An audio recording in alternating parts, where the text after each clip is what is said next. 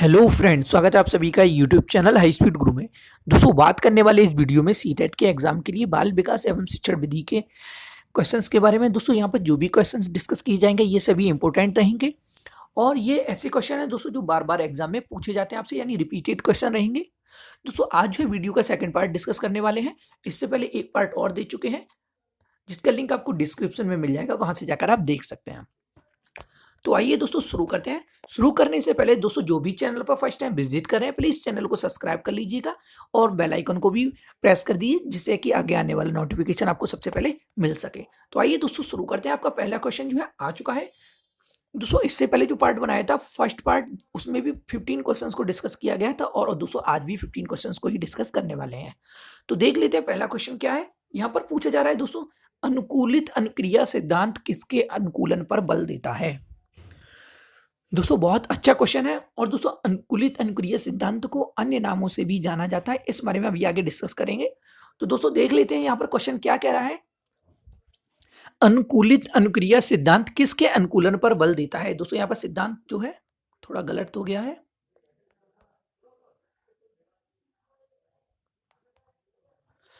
अनुकूलित अनुक्रिया सिद्धांत किसके अनुकूलन पर बल देता है, तो दोस्तों इसका जो राइट आंसर बनेगा वो रहेगा आपका ए, व्यवहार। अनुकूलित अनुक्रिया सिद्धांत व्यवहार अनुकूलन पर बल देता है।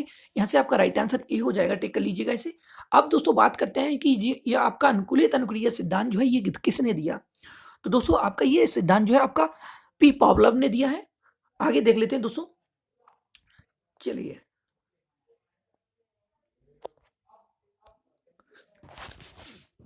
दोस्तों यहाँ पर देखिएगा, यहाँ पर है पावलोव का शास्त्रीय अनुबंधन का सिद्धांत। दोस्तों, जो आपका अनुकूलित अनुक्रिया सिद्धांत जो है इसे शास्त्रीय अनुबंधन सिद्धांत के नाम से भी जाना जाता है। दोस्तों, अगर आपसे पूछा जाता है कि शास्त्रीय अनुबंधन सिद्धांत या क्लासिकल अनुबंधन सिद्धांत किसने दिया, तो दोस्तों आपका आंसर जो बनेगा वो होगा पावलोव। किसने दिया, ये पावलोव ने दिया है। पावलोव ने दिया है, ठीक है। याद रखिएगा दोस्तों, काफी अच्छा क्वेश्चन रहेगा ये आपके लिए, इंपॉर्टेंट है ये। और दोस्तों इन सभी नामों को आप याद कर लीजिएगा, जो भी नाम दिए जा रहे हैं देख लेते हैं एक बार। दोस्तों, अगर आपसे पूछा जाता है कि जो आपका शास्त्रीय अनुबंधन सिद्धांत है ये कब दिया, तो दोस्तों इसका आंसर होगा आपका 1904 में, यानी 1904 में दिया गया। ठीक है दोस्तों, अब देखते हैं इसे किन किन नामों से भी जाना जाता है। इसके कई अन्य नाम हैं, देख लेते हैं। देखिए, शास्त्रीय अनुबंधन सिद्धांत को अनुकूलित अनुक्रिया सिद्धांत के नाम से जाना जाता है। सेकंड है आपका संबंध प्रत्यावर्तन का सिद्धांत। थर्ड, संबंध प्रतिक्रिया सिद्धांत। फोर्थ आपका परंपरा अनुबंधन का सिद्धांत। नेक्स्ट, अनुबंधन का सिद्धांत। अगला है प्रतिवादी अनुबंधन का सिद्धांत और लास्ट है आपका अनुबंधित अनुक्रिया सिद्धांत। तो दोस्तों इसके कई नाम हैं, तो यहाँ पर कुछ नाम हम आपको शो करा रहे हैं। इन सभी नामों से ये जाना जाता है, आप लोग ऐसे याद कर लीजिएगा इसे। और दोस्तों, ये जो आपका शास्त्रीय अनुबंधन का सिद्धांत था, इसमें पावलोव ने किस पर प्रयोग किया, तो इसका आंसर बनेगा आपका कुत्ते पर किया था, कुत्ता पर। ठीक है, याद रखिएगा। आप चाहे तो इसका स्क्रीनशॉट भी ले सकते हैं। चलिए दोस्तों आगे बढ़ते हैं। अब यहां पर बात करते हैं क्रिया प्रसूत अनुबंधन का दूसरा नाम क्या है। क्रिया प्रसूत अनुबंधन का दूसरा नाम क्या है। दोस्तों, ये क्वेश्चन भी जो है आपके लिए मोस्ट इंपोर्टेंट है, कई बार एग्जाम में पूछे गए हैं। ये टेट सीटेट दोनों ही एग्जाम में बहुत बार पूछा गया है ये क्वेश्चन। ये दोनों ही क्वेश्चन आपके लिए इंपॉर्टेंट है। क्रिया प्रसूत अनुबंधन का दूसरा नाम क्या है, तो दोस्तों इसे जो है नैमित्तिक अनुबंधन के नाम से जाना जाता है। इस सिद्धांत के भी दोस्तों कई नाम है। क्रिया प्रसूत अनुबंधन के सिद्धांत के भी कई नाम है। ये जो है दोस्तों आपका स्किनर ने दिया है। तो आइए देख लेते हैं, इस क्वेश्चन के बारे में भी थोड़ा सा जान लेते हैं। चलिए देखते हैं दोस्तों, अगर आपसे पूछा जाता है कि सक्रिय अनुबंधन का सिद्धांत जो है किसने दिया, तो दोस्तों आपका आंसर बनेगा स्किनर ने। याद रखिएगा, सबसे पहले आप ये देख लीजिए कि सक्रिय अनुबंधन का सिद्धांत किसने दिया, स्किनर ने दिया। और अगर आपसे पूछा जाता है कब दिया, तो आपका आंसर होगा 1938 में। तो सबसे पहले आप इसे रट लीजिए बिल्कुल कि सिद्धांत किसने दिया, स्किनर ने दिया, और कब दिया, 1938 में। ठीक है, आपसे पूछा, यहां पर आपसे पूछा गया था क्रिया प्रसूत अनुबंधन का सिद्धांत का दूसरा नाम क्या है, तो दोस्तों आपका आंसर था नैमित्तिक अनुबंधन सिद्धांत। अब जान लेते हैं दोस्तों इसके कई नामों को, यानी इसके अन्य नाम क्या क्या है देख लेते हैं। देखिए, इसे सक्रिय अनुबंधन सिद्धांत के नाम से भी जाना जाता है। आगे नैमित्तिक अनुबंधन सिद्धांत, नेक्स्ट है यांत्रिक अनुबंधन सिद्धांत, नेक्स्ट साधनात्मक अनुबंधन सिद्धांत, क्रिया प्रसूत अनुबंधन का सिद्धांत, दोस्तों जो आपसे क्वेश्चन में पूछा गया था। नेक्स्ट, कार्यात्मक अनुबंधन का सिद्धांत। नेक्स्ट है अनुक्रिया उद्दीपन सिद्धांत। दोस्तों इन सभी नामों से क्वेश्चन बनते हैं, इन सभी नामों से पूछे गए हैं क्वेश्चन कई बार एग्जाम में। आप चाहे तो प्रीवियस ईयर उठाकर देख सकते हैं, यानी प्रीवियस ईयर जो पेपर हुए हैं उन्हें उठाकर देख सकते हैं, कई बार पूछे गए हैं ये। ठीक है दोस्तों, तो याद कर लीजिएगा इसे, एक बार फिर से देख लेते हैं। सक्रिय अनुबंधन का सिद्धांत जो है किसने दिया है, ये स्किनर ने दिया है। याद रखिएगा कब दिया, 1938 में दिया है। ठीक है, अगर पूछा जाए कि आपसे इस सिद्धांत पर दोस्तों स्किनर ने किस पर प्रयोग किया था, तो आपका आंसर होगा चूहे पर। यानी स्किनर ने जो है प्रथम प्रयोग जो है चूहे पर किया है और द्वितीय प्रयोग जो है कबूतर पर किया है। आगे देखते हैं, अगले क्वेश्चन की बात करते हैं। निम्न में से कौन सी अधिगम की विशेषता नहीं है? निम्न में से कौन सी अधिगम की विशेषता नहीं है? ऑप्शन में है अधिगम व्यवहार में अपेक्षाकृत स्थायी परिवर्तन है, बी अधिगम प्राणी की अभिवृद्धि है, सी अधिगम का अवलोकन प्रत्यक्ष रूप से किया जा सकता है, डी है अधिगम एक लक्ष्योन्मुख प्रक्रिया है। दोस्तों सबसे पहले हम क्वेश्चन को देखेंगे। यहां पर पूछा जा रहा है कि कौन सी अधिगम की विशेषता नहीं है। यहां पर कहा जा रहा है कि कौन सी अधिगम की विशेषता नहीं है, नहीं के बारे में बात की जा रही है। तो दोस्तों अधिगम का अवलोकन प्रत्यक्ष रूप से किया जा सकता है। तो दोस्तों यहां पर ये आपका आंसर जो है सही हो जाएगा। बाकी ये जो सभी है ये सभी फॉलो करते हैं। तो राइट आंसर बनता है आपका सी, अधिगम का अवलोकन प्रत्यक्ष रूप से किया जा सकता है। यहां पर पूछा जा रहा है विशेषता नहीं है, तो आपकी ये जो है विशेषता नहीं है, टिक लीजिएगा इसे। आगे देखते हैं, किसी भी नई भाषा को सीखने के लिए कहां से प्रारंभ किया जाना चाहिए? तो दोस्तों यहां पर पूछ रहे हैं कि कोई भी अगर आपको नई भाषा सीखनी है तो उसे शुरुआत करने के लिए कहां से प्रारंभ किया जाना चाहिए? तो ए दिया है आपका वाक्यों के निर्माण से, बी है शब्दों के निर्माण से, सी अक्षरों व शब्दों के मध्य साहचर्य से, डी इनमें से कोई नहीं। दोस्तों ये अच्छा क्वेश्चन है और कई बार पूछा भी गया है। तो दोस्तों आपको बता दें, अगर हमें कोई भी नई भाषा सीखनी होती है तो इसे यानी नई भाषा को सीखने के लिए हमें सबसे पहले उसके अक्षरों का ज्ञान होना चाहिए। किसका? सबसे पहले हमें अक्षरों का ज्ञान होना चाहिए तथा शब्द एवं वाक्य के अक्षरों के प्रयोग करने का भी ज्ञान हमें होना आवश्यक होता है। यानी हमें सबसे पहले क्या आना चाहिए? अक्षरों का ज्ञान आना चाहिए,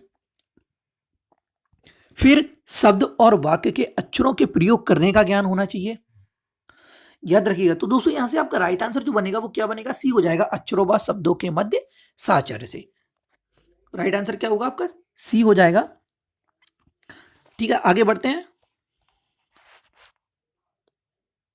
अगला है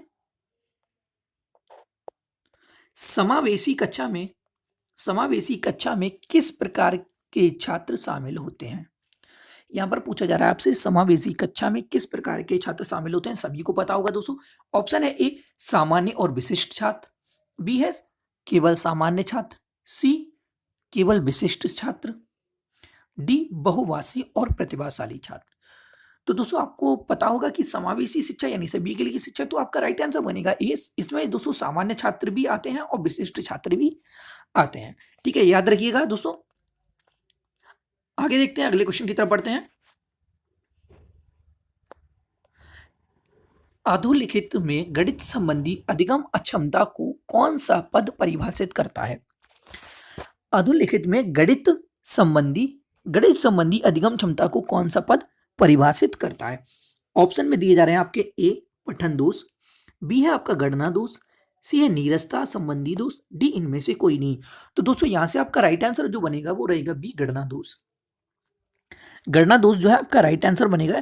देखिए गणित में क्या होता है, गणित संबंधी जो त्रुटियां होती हैं, जैसे गुणा हो गया आपका, भाग, जोड़ यानी कि जोड़ हो गया आपका, और घटाना हो गया, कि इनके क्रम में जो भूल होती है ना, उसे जो है डिस्कैलकुलिया कहते हैं। क्या कहते हैं? डिस्कैलकुलिया। याद रखिएगा, डिस्कैलकुलिया कहा जाता है। जैसे गुणा, भाग, जोड़, घटाव, इनके क्रम की भूल को क्या कहते हैं? डिस्कैलकुलिया कहते हैं।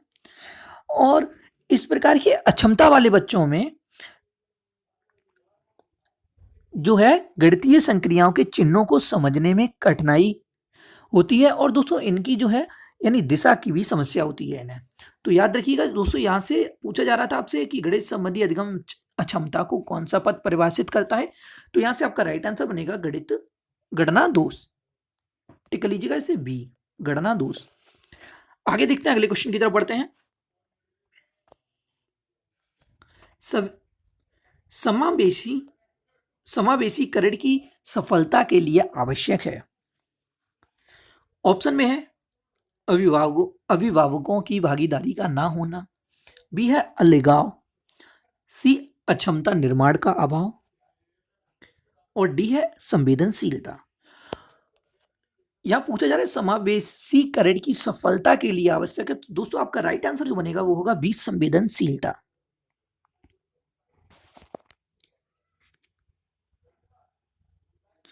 ठीक है, यहां से राइट आंसर आपका डी बन जाएगा। लेकिन दोस्तों यहां पर एक चीज देखिएगा आप, यहां पर ऑप्शन में दिया जा रहा है अभिभावकों की भागीदारी का ना होना, तो ये आपका गलत हो जाएगा। अगर यहां पर ना नहीं होता तो आपका सही होता। अगला है अलगाव,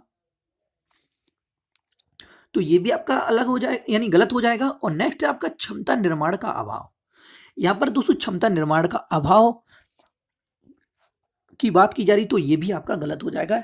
क्या है दोस्तों, समावेशीकरण में अभिभावकों की भागीदारी होना, एकता और क्षमता का निर्माण, ये सभी क्या है, आवश्यक है।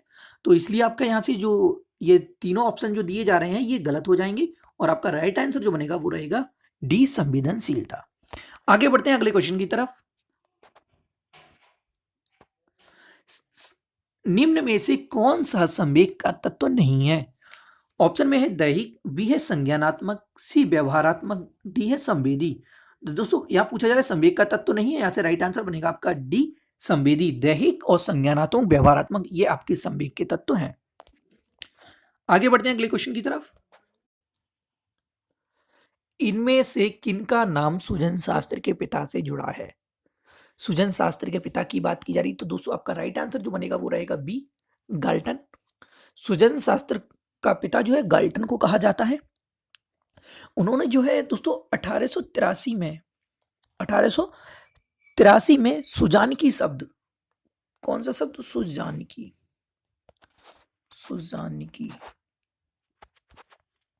याद रखिएगा 1883 में सुजानकी शब्द का पहली बार प्रयोग किया था।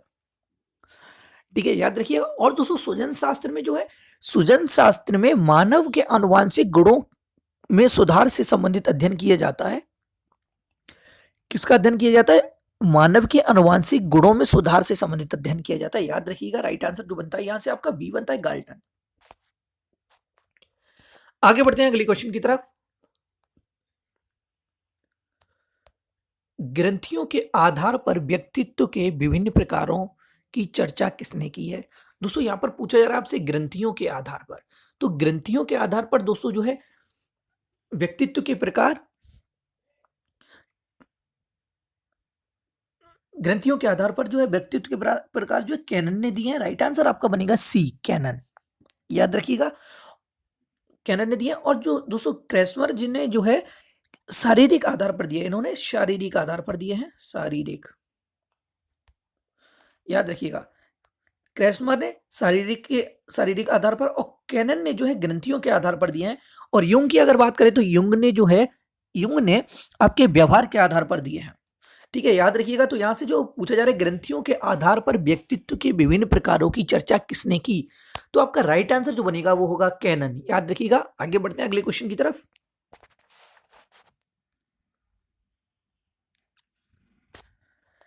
सृजनात्मकता मौलिक परिणामों को अभिव्यक्त करने की मानसिक प्रक्रिया है, यह कथन है।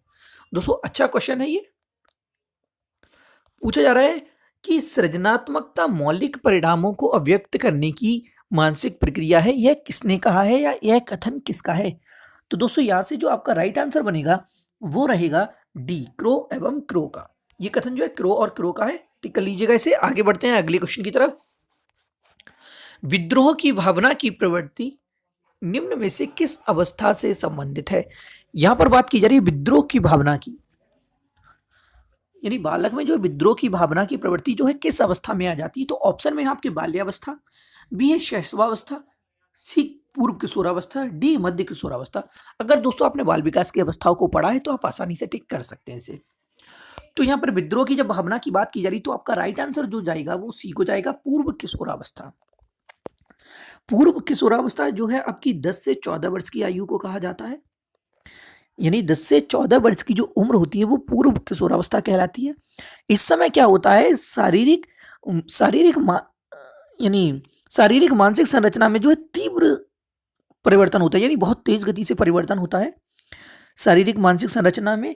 और इस समय क्या है, बालक यह चाहता है कि वह स्वयं की पहचान, बालक जो है स्वयं की पहचान की भावना जो है उसमें आने लगती है, और इसीलिए पूर्व किशोरावस्था में जो है विद्रोह की स्थिति पाई जाती है। ठीक है, याद रखिएगा। तो यहाँ से जो आपका राइट आंसर बनना है वो बनेगा सी, पूर्व किशोरावस्था। विद्रोह की भावना की बात की जा रही है तो आंसर सी को जाएगा। आगे बढ़ते हैं।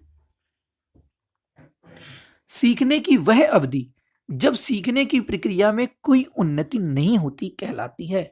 सीखने की वह अवधि जब सीखने की प्रक्रिया में कोई भी उन्नति नहीं होती है तो दोस्तों वो सीखने का पठार कहलाती है। राइट आंसर बनेगा आपका बी। टिक कर लीजिएगा इसे, बी, सीखने का पठार। आगे बढ़ते हैं अगले क्वेश्चन की तरफ। सीखने में प्रयास व भूल के सिद्धांत का प्रतिपादन किसने किया। दोस्तों ये क्वेश्चन जो है आपको इससे पिछले वाली वीडियो में भी बताया गया, डिटेल में भी बताया गया था कि प्रयास एवं भूल के सिद्धांत का प्रतिपादन किसने किया। तो दोस्तों यहाँ से जो आपका राइट आंसर जाएगा वो सी को जाएगा, थॉर्नडाइक ने किया है। ठीक है, लीजिएगा इसे, थॉर्नडाइक ने। इस विधि में जो है दोस्तों समस्या समाधान के विभिन्न प्रयास किए जाते हैं। किसके, समस्या समाधान के विभिन्न प्रयासों को किया जाता है किसमें, प्रयास एवं भूल के सिद्धांत में। आगे देखते हैं, अगले क्वेश्चन की तरफ बढ़ते हैं। और इस विधि का प्रतिपादन किसने किया, थॉर्नडाइक ने। अगला है दोस्तों आपका लास्ट क्वेश्चन जो है आपके सामने आ चुका है। सामान्य संयुक्त कोशिका में गुणसूत्रों के जोड़े होते हैं। यहाँ पर गुणसूत्रों के जोड़े की बात की जा रही है। सामान्य संयुक्त कोशिका में गुणसूत्रों के जोड़े जो है 23 जोड़े होते हैं। ठीक है, आपसे पूछा जा रहा है कितने जोड़े होते हैं। दोस्तों अगर हम बात करें कि मनुष्य के संयुक्त कोशिका में कुल कितने गुणसूत्र होते हैं, अगर आपसे पूछा जाए कि कुल कितने गुणसूत्र होते हैं तो दोस्तों आपका जो राइट आंसर बनेगा वो होगा 46। ठीक है, अगर आपसे पूछा जाता है कि मनुष्य के संयुक्त कोशिका में कुल कितने गुणसूत्र पाए जाते हैं तो दोस्तों आंसर होगा आपका 46। लेकिन यहाँ पर पूछा जा रहा है कोशिका में गुणसूत्र के जोड़े होते हैं तो आपका दोस्तों 23 जोड़े। ठीक है, याद रखिएगा। अगर दोस्तों वीडियो अच्छा लगा तो लाइक और शेयर करना ना भूलें। Thank you.